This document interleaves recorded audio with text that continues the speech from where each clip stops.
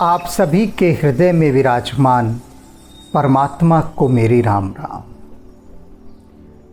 शूर्पणखा ने देखा कि राम ने देखते ही देखते 14,000 राक्षस सेना का संहार कर दिया और उसके तीनों भाई खर, दूषण और त्रिशिरा तीनों को यमराज के पास पहुंचा दिया। यह सब देखकर शूर्पणखा के तो होश उड़ गए, उड़ने ही थे। कल्पना में भी नहीं था कि ऐसा अघटनीय घट जाएगा। सोच से परे की बात थी, है ही परे की बात, सोचा भी नहीं जा सकता, ऐसा कुछ घट गया। अब शूर्पणखा का एक ही आश्रय बचता है, ठिकाना, और वह है उसका भाई रावण। अब वह रावण के पास जाती है। धुआं देख खरदूषण केरा। खरदूषण और त्रिशिरा इन तीनों का नाश होने के बाद, इनका विध्वंस होने के बाद पूरा जनस्थान जो शूर्पणखा के अधीन था, राम ने सब ध्वस्त कर दिया। और यह देखकर वह रावण के पास जाती है। जाई सुपनखा रावण पेरा, जाती है और वहाँ रावण को भड़काती है। शूर्पणखा एक समय तय करती है, निश्चित समय, कि किस समय वह रावण से मिलने जाएगी। और समय वह जो चुनती है वह बहुत संवेदनशील है। पूरी खोज खबर उसने करवा ली कि कब रावण अपनी मंत्रिमंडल की बैठक करेगा, और जिस समय उसके सारे मंत्री सभासद उसके दरबार में होंगे तब वह पहुंचेगी। पूरी गणना करके, कैलकुलेशन करके वो है रावण के दरबार में पहुंचती है। रावण बैठा है, कोई चर्चा कर रहा है अपने सभासदों के साथ, सभी मंत्रीगण बैठे हैं, और वहाँ शूर्पणखा पहुँचती है, गुस्से में भनभनाई हुई, तमतमाई हुई, और बोली बचन क्रोध कर भारी। बहुत भारी क्रोध करके उसने वहाँ पर जो शब्द कहे, वे शब्द अत्यंत कठोर शब्द थे। लंका में किसी की हिम्मत नहीं, लंका क्या, पूरे संसार में किसी की हिम्मत नहीं कि कोई रावण से इस भाषा में बात कर सके। कोई सोच भी नहीं सकता, सपने में भी रावण से इन शब्दों में बात करने की कोई नहीं सोच सकता था। सच की तो छोड़ दो, सपने में भी भय लगता था कि ऐसे अगर रावण से बात कर दी तो रावण जो दुर्गति करेगा उससे तो आत्मा तक कांप उठेगी।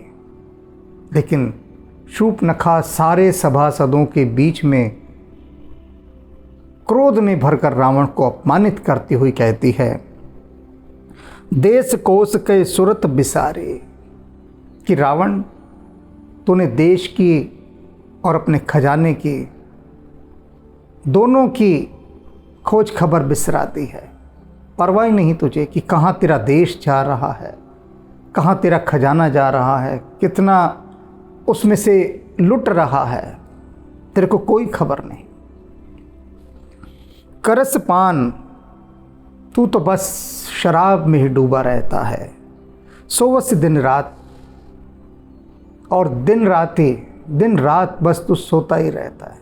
शराब पिएगा, अय्याशियाँ करेगा और वक्त सोता रहेगा, यही तेरा एक काम बचा है। रावण की सभा में, उसके मंत्रियों के सामने, सभासदों के सामने इतने अपमानित शब्दों से वह रावण को धिक्कार रही है। सुध नहीं तव सिर पर आराते, कि तुझे होश ही कहाँ है, दुश्मन तेरे सर पर आकर सवार हो गया है और तू बेखबर शराब में डूबा हुआ है। ये ऐसे राज करेगा तू, धिक्कारती है। और क्या कहती है रावण से कि रावण, मैंने कुछ सुना है कितना सच है कितना नहीं ये नहीं जानती, बस मैंने सुना है, और जो सुना है वो तुझे मैं समझा रही हूँ, सुन ले तो भी। क्या सुना है? राजनीति बिना नीति के राज्य नहीं चलता। राज्य को चलाने के लिए कोई एक नीति चाहिए, और वह नीति यदि तुम्हारे पास नहीं है, तुम्हारा राज्य नष्ट हो जाएगा। धन बिन धर्मा, और धर्म के बिना धन नष्ट हो जाता है। हर ही समर्पे बिन सत्कर्मा, और जितने भी सत्कर्म हैं, अच्छे कर्म हैं, पुण्य कर्म हैं, यदि वो प्रभु को समर्पित ना किए जाएं, हरि को समर्पित ना किए जाएं, तो वे पुण्य कर्म नष्ट हो जाते हैं। इसे समझिए। 2 उदाहरणों के माध्यम से मैं इस बात को समझाऊंगा कि किस प्रकार से पुण्य कर्मों को यदि परमात्मा को समर्पित ना किया जाए तो उनका नष्ट होना सुनिश्चित है, तय है कि वो नष्ट होंगे ही होंगे। पहला उदाहरण, गली मोहल्लों में बहुत सारी, आपने देखा होगा, लंबी लंबी लाइटें लगी होती हैं, 50-60 फुट ऊंची या 100 फुट ऊंची, बहुत बड़ी लाइटें, पंचमुखी लाइट जो चारों तरफ, और अधिकतर ये पार्कों में लगाई गई है। तो जब वो लाइट लग जाती है तो पूरा मोहल्ला पोस्टरों से भर जाता है कि पार्क में ये लाइट लगवाने के लिए हम निगम पार्षद और यहाँ के विधायक जी का बहुत बहुत आभार प्रकट करते हैं, या उनके प्रयास से ये लगाई गई। पूरे मोहल्ले में पोस्टर ही पोस्टर चिपके होते हैं, और पूरा मोहल्ला गंदा कर दिया जाता है पोस्टरों से। और मज़े की बात ये, सबसे बड़े मज़े की बात, कि ये जो लाइट लगी है ये सरकारी खजाने से लगी है, सरकार के पैसे से। तो इसमें उनका किस बात का धन्यवाद? उनका काम था ये करना, उन्होंने किया, बात खत्म। एक डॉक्टर अस्पताल से मरीजों को देखकर आता है, क्या वो मोहल्ले में पोस्टर छपवा देता है अपने कि मैंने आज 100 पेशेंट देखे हैं, और नीचे लिखा होता है पेशेंट यूनियन की तरफ से कि आज इस डॉक्टर ने 100 पेशेंट देखे, हम इनका आभार प्रकट करते हैं। और हर जगह, हर मोहल्ले के अंदर जो स्कूल हैं, मंदिर हैं, सबकी दीवारों पर वो पोस्टर चिपके हैं, मेट्रो के खंभों पर चिपके हैं, और जो रास्ता दिखाने वाले साइन बोर्ड लगे होते हैं उन पर चिपके हैं कि आज इस डॉक्टर ने, या आज एक अध्यापक ने कक्षा में 50 बच्चों को पढ़ाया, और वो पोस्टर लगवाता फिरता है। क्या कोई पोस्टरबाजी करता है? आप दफ्तर जाते हैं, काम करते हैं, अगले दिन पोस्टर छपवा देते हैं मोहल्ले में। सबकी नेचर ऑफ जॉब अलग अलग है, काम करने का ढंग अलग है। ये जो विधायक हैं, पार्षद हैं, मंत्री हैं, इनको एक अलग तरह का काम करने का ढंग दिया है, और लेकिन ये सरकार के ही पैसों से, हमारे ही पैसों से, उस पैसे का दुरुपयोग करके पूरे मोहल्ले को गंदा करते हैं, पूरे मोहल्ले को पोस्टर ही पोस्टर लगाकर। और दूसरा, मैंने एक पार्क पे देखा, लगभग सभी पार्कों में देखा, ग्रेनाइट की, काले रंग का ग्रेनाइट एक महंगा पत्थर है, एक प्लेटफॉर्म बनाकर वहाँ पर एक नेम प्लेट बनाई जाती है ग्रेनाइट की कि इस पार्क को बनवाने में निगम पार्षद और इस विधायक ने बड़ा सहयोग किया। थोड़े दिनों बाद एक नई नेम प्लेट लग जाती है कि इस पार्क का उद्घाटन इस निगम पार्षद ने और इस विधायक ने किया। एक आध स्थानीय नेता का भी नाम होता है।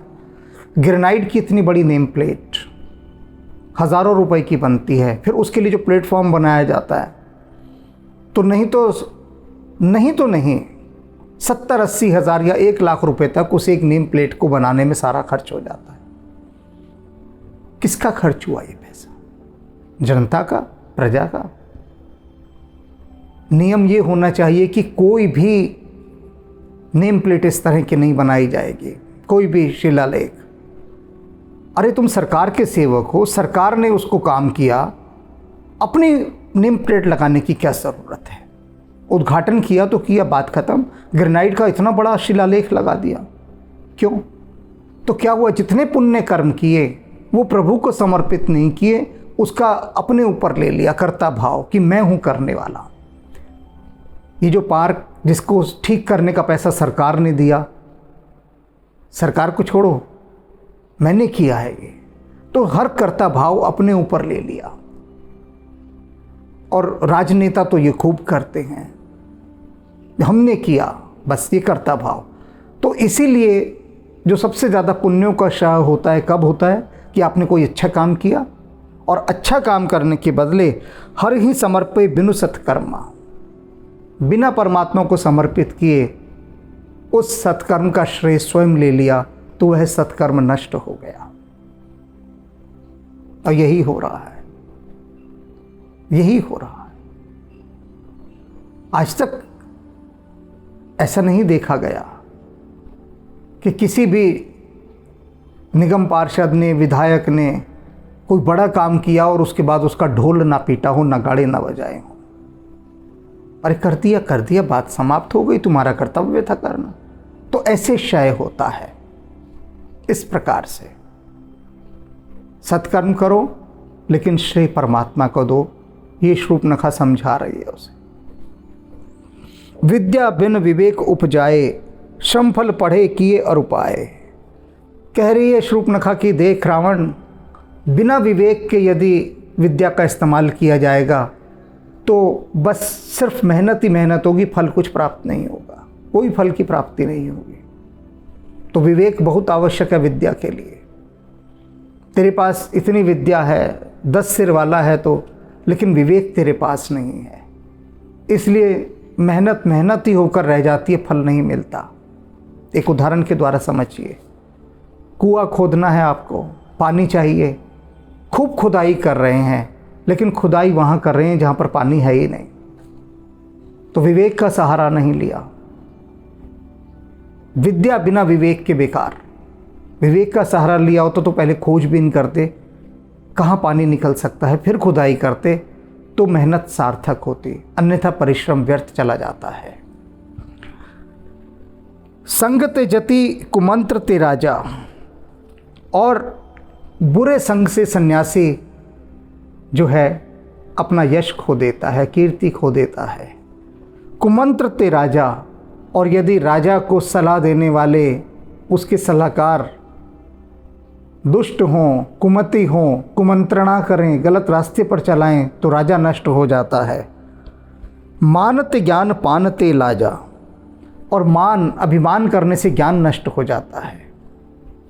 पानते लाजा, और शराब पीने से लज्जा समाप्त हो जाती है। ये सब बातें शूर्पणखा रावण को उसके सभासदों के सामने उपदेश देते हुए समझा रही है। और आगे क्या कहती है? प्रीत प्रणय बिन मदते दूनी, और यदि विनम्रता ना हो तो प्रेम समाप्त हो जाता है।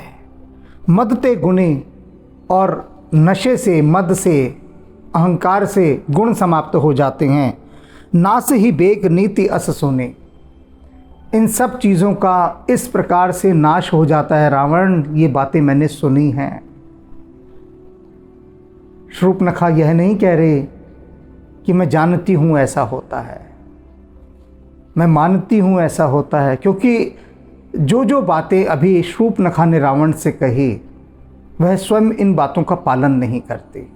लेकिन कहते हैं ना, पर उपदेश कुशल बहु तेरे। अब उसे मौका लगा है रावण को धिक्कारने का, रावण को लताड़ने का, तो उसने सुनी सुनाई बात आगे कह दी, और कह भी साफ रही है, ईमानदारी से कह रही है कि रावण ऐसा मैंने सुना है, और जो मैंने सुना है वो तुझे भी समझा रही हूँ, सुन ले। रिपुरुज पावक पाप प्रभ, अहि गनिये न छोट कर। कहती रावण एक बात याद रख ले, क्या? कि इन लोगों को कभी छोटा मत गिनना, और तू छोटा गिन रहा है। किस चीज़ को? रिपु शत्रु को, रुज रोग को, पावक अग्नि को, पाप जितने भी बुरे कर्म होते हैं उनको, प्रभ स्वामी, अहि माने सर्प। शूर्पणखा कहती है इन सारी चीज़ों को कभी छोटा मत गिनना। ये मत सोचना कि ये तो छोटा सा सांप है, बहुत ही छोटा सांप है, ये मेरा क्या बिगाड़ लेगा, लेकिन वो बहुत जहरीला हो सकता है। तो कभी भी इनकी गणना तू छोटा समझ के मत करना, ये तो तुच्छ लोग हैं, किसी कोटि के नहीं है, ऐसा मत समझना। क्योंकि रावण समझ रहा है इसलिए वह उसे समझा रही है। रावण ऐसा मानकर चल रहा है कि उसका कोई कुछ नहीं बिगाड़ सकता, तो वह रावण को दिशा निर्देश दे रही है। अस कह विविध विलाप कर लागी रोदन करन, ऐसा कहकर वो विलाप करते हुए रोने लगी। अब उसने अपना शेड बदल लिया, अभी तो गुस्से में तमतमाई हुई थी, रावण को धिक्कार रही है, गालियां दे रही हैं खूब, और अचानक ही वह रोने लगी। अब उसने अपना दूसरा हथियार चलाया, रोने का। रोती हुई धरती पर गिर गई, फर्श पर पड़ी है, सारे सभासद देख रहे हैं। उसने रोना, चीखना, चिल्लाना शुरू कर दिया, विलाप शुरू कर दिया। सभा मांझ पर व्याकुल बहु प्रकार कह रोई। सभा मांझ, सभा के मध्य पड़ गई, नीचे फर्श पर गिर गई और बहुविध अनेक अनेक प्रकार से रोने लगी, तड़पने लगी, एड़ियां रगड़ने लगी, छातियां पीटने लगी, अपने बाल नोचने लगी। पूरा परिवेश दिल दहला देने वाला बना दिया उसने, कि सबको लगे कि कितनी तकलीफ से गुजर रही है ये शूर्पणखा। सबको उसने प्रभावित करने के लिए उस समय वहां पर यह खेल रचा। तो ही जियत दस कंधर मोही की असगति होई, और फिर रोते हुए चीखते हुए कहती है कि रावण, हे दशानन, 10-10 सिर वाले, तेरे जिंदा रहते हुए देख मेरी क्या दुर्गति हो रही है। देख लो सभी, इस 10-10 सिर वाले रावण के होते हुए, इसके जिंदा होते हुए मेरी क्या दुर्गति करती गई है। अब रावण की हालत क्या होगी आप सोच लीजिए। उसके सामने लोग जोर से सांस भी नहीं लेते थे कि कहीं रावण ये ना समझ ले कि ये फुफकार रहा है सांप की तरह। बहुत धीरे धीरे सांस लेते थे, और उसके सामने इतनी बड़ी बात आकर शूर्पणखा कर रही है, धिक्कार रही है, गालियां दे रही है, उससे अपमानित कर रही है सबके सामने। रावण पर क्या बीत रही होगी, क्या सोच रहा होगा वो कि इसने तो सारे सभासदों के सामने मेरी मट्टी पलीत कर दी, मेरी ऐसी फजीहत तो आज तक नहीं हुई। रावण यही सोच रहा होगा। सुनत सभासद उठ अकुलाई, इस तरह से शूर्पणखा को धरती पर रोते छटपटाते देखकर सारे सभासद अपनी अपनी कुर्सियों से उठकर खड़े हो गए। आसन पर बैठे थे, एकदम खड़े हो गए और व्याकुल हो गए कि बड़ी शर्मनाक बात है। वह लंका जिससे तीनों लोग कांपते हैं, देवराज इंद्र कांपता है, उस लंकेश की, उस दशानन की बहन की ऐसी दुर्दशा, तो इसका मतलब लंका का महत्व समाप्त हो गया है संसार में। समुझाई गई बाह उठाए, रावण ने स्थिति को संभाला, एकदम आगे बढ़ा, शूर्पणखा की बाह पकड़ी, उसे उठाया, उसे समझाया, लीपा पोती करने लगा। कह लंकेश कहिस निज बाता, और लंकेश बोला वहां पर कि शूर्पणखा तू बात तो बता कि हुआ क्या है, बात तो बता, कम से कम मुझे तो बात ही नहीं पता। कई तब नासा कान निपाता, कौन है वो जिसने तेरे नाक और ये कान काट डाले, मुझे बता तो सही पहले। अवध नृपति दशरथ के जाए, अब शूर्पणखा अपनी बात पर आ गई। यही चाहती थी कि रावण पूरी सभा के सामने पूछे कि किसने उसकी ऐसी दुर्गति की, पूरी सभा जाने, जिससे रावण उनसे आंखें ना मिला पाए। सारी सभासद ये कहे कि देख रावण तो कितना कायर है, उनकी मौन दृष्टि ऐसा कहे, आंखों ही आंखों में सब कहें रावण से कि रावण तू तो कायर है, तेरी बहन की ऐसी दुर्गति कर दी और तू कुछ ना कर सका। अब बताती है शूर्पणखा, अवध नृपति दशरथ के जाए, कि जिसने मेरी ये दुर्गति की है ना, अयोध्या के राजा दशरथ के जाए हैं, वो दशरथ से जन्मे हैं, दशरथ के पुत्र हैं। पुरुष सिंह बन खेलन आए, और वो पुरुषों में सिंह है, शेर है पुरुषों में, और जंगलों में शिकार करने आए हैं। वे शिकारी हैं। परिचय देखो किस स्टाइल से दे रही है। दशरथ के पुत्र हैं, जंगल में शिकार खेलने आए हैं। समुझ परी मोहि उनके करने, उनकी जितनी करनी है, जो जो उन्होंने काम किए हैं जंगलों में आके जो शिकार खेला है, उनकी जो कार्यशैली है, जो वे कर रहे हैं, जो उनके मंसूबे हैं, उनसे जो मैं जान पाई हूँ वो तुम्हें बताते हूँ। उनकी करनी देखकर रहित निशाचर कर ही धरने, उनके शिकार करने का ढंग देखकर मुझे साफ दिखाई दे रहा है कि वो इस धरती को राक्षसों से रहित कर देंगे। एक एक राक्षस को चुन चुन कर मार रहे हैं वे, ऐसे शिकारी हैं। और ये मैंने देखा है उनकी करने से। जिनकर भुजबल पाई दशानन, अभय भय विचरत मुनिकानन। और दशानन सुन, उनकी भुजाओं के बल का आश्रय पाकर वे ऋषि मुनि साधु सन्यासी वनवासी जो कांपते थे तेरे नाम से, अब वे अभय हो चुके हैं। उन्हें किसी का डर नहीं रहा। राक्षसों का सारा डर समाप्त हो गया है।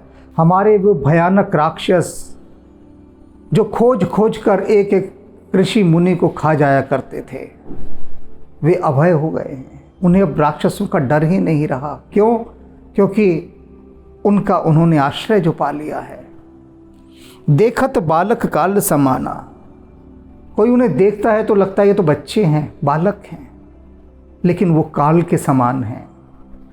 परम धीर धनवी गुण नाना, परम धैर्यवान हैं, अनेक गुण हैं और श्रेष्ठ धनुर्धर है।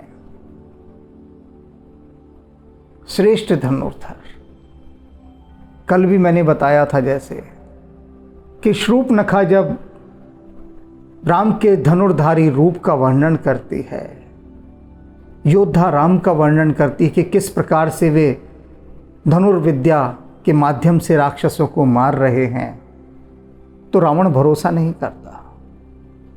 रावण कहता है कि ऐसी धनुर्विद्या तो हमने आज तक सुनी ही नहीं, देखना तो दूर की बात है। जो तू वर्णन कर रही है कि इस तरह से राम धनुष बाण की विद्या में निपुण है, तो ऐसा तो हो ही नहीं सकता, क्योंकि ऐसा मैंने आज तक कभी सुना ही नहीं। देखना तो दूर की बात है। मैं दशानन इतना ज्ञानी, सब चीज़ मुझे पता है, सारे संसार की खबर है मुझे, लेकिन जो तू ढंग बता रही है कि इस ढंग से वे युद्ध करते हैं, कैसे वे धनुर्धर हैं, ना, भरोसा नहीं कर सकता मैं, क्योंकि ऐसा हो ही नहीं सकता। अतुलित बल प्रताप दो भ्राता, शूर्पणखा कहती है वो दोनों भाई अतुलित बल और प्रताप के स्वामी हैं। ऐसे हैं वे दोनों भाई। खलबद रथ, राक्षसों के वध में रत हैं, लगे हुए हैं। जो भी दुष्ट, जो भी राक्षस मिलता है, वध कर देते हैं उसका, और कुछ नहीं देखते, बस वध कर देते हैं। सुर मुनि सुखदाता, देवताओं के और मुनियों को सुख देने वाले हैं वो। हम क्या हैं? हम देवताओं को और ऋषि मुनियों को दुख देते हैं, हम दुखदाता हैं। वो हमारा दुखदाता रूप तो सब समाप्त हो गया, रहा ही नहीं, सब मिटा दिया राम ने, सब पोंछ डाला, और वह सुखदाता है। शोभा धाम, शोभा का धाम है वह, राम असनामा, और उसका नाम राम है। प्रशंसा कर रही है राम की। अभी तक शूर्पणखा हर चीज़ को ईमानदारी से बता रही है, जो जैसा हुआ पूरी ईमानदारी से, कि शिकार पर निकले हैं, राक्षसों को मार डालेंगे, और मार रहे हैं, चुन चुन कर एक एक राक्षस को मार रहे हैं। और मनुष्यों में वो सिंह है, अतुलित बल और प्रताप है उनके पास। और वो जो शोभा का धाम है, शोभा का भंडार है, उसका नाम राम है। प्रशंसा कर रही है, कोई निंदा नहीं कर रही, झूठ सच नहीं कह रही, जो भी कह रही है साफ कह रही है, जैसा है वैसा कह रही है। तिनके संग नारी एक श्यामा। और लंकेश राम के साथ एक बहुत ही सुंदर स्त्री है। अब शूर्पणखा ने अपने कहने का ढंग बदल लिया। देख रही है वह रावण को कि रावण उसकी बहुत सारी बातें जो उसने राम के संबंध में कही उनको वह स्वीकार नहीं करना चाहता। उसका अहंकार आड़े आता है कि अपने से श्रेष्ठ किसी को वीर मान ले, अपने से अधिक शोभा का धाम किसी को मान ले, अपने से अधिक बलवान किसी को मान ले। राम जैसा श्रेष्ठ धनुर्धर कोई नहीं है, इस बात को वह स्वीकार कर ले। हेठी होती है, उसकी बेइज्जती होती है। रावण का अहंकार ये कभी स्वीकार नहीं कर सकता। तो रावण को कैसे भड़काए वह फिर? तो रावण का सबसे दुर्बल पक्ष वह पकड़ती है, कमजोर नब्ज। धीरे से कहती है कि लंकेश, उसके साथ एक अपूर्व सुंदरी भी है। अब रावण ठिठक जाता है। भड़काने के अनेक हथियार लोग इस्तेमाल करते हैं, भड़काने वाले, और आखिर में वो विजयी उस हथियार से होते हैं जो इंसान की कमजोरी होती है।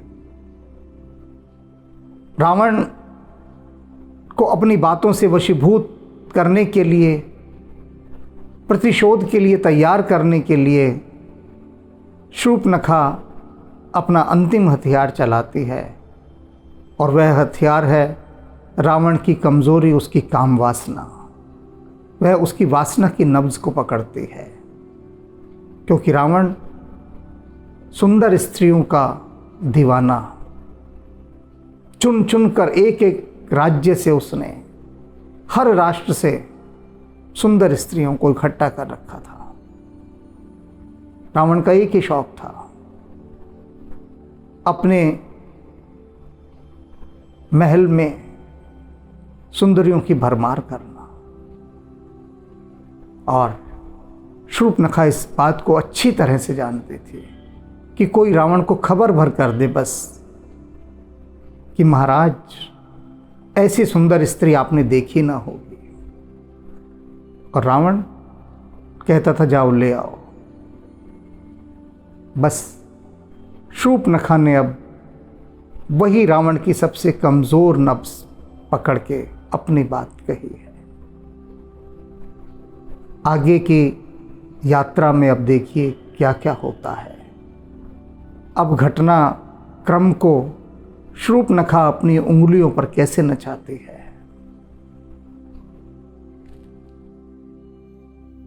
राम सिया राम जय जय राम। राम सिया राम जय जय राम। राम सिया राम जय जय राम। राम सिया राम जय जय राम। राम सिया राम जय जय राम। राम सिया राम जय जय राम। राम सिया राम जय जय राम। राम सिया राम जय जय राम। राम सिया राम जय जय राम राम सिया राम जय जय राम राम सिया राम जय जय राम राम सिया राम जय जय राम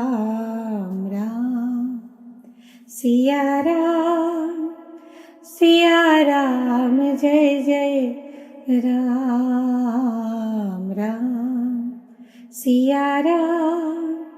सिया राम जय जय राम।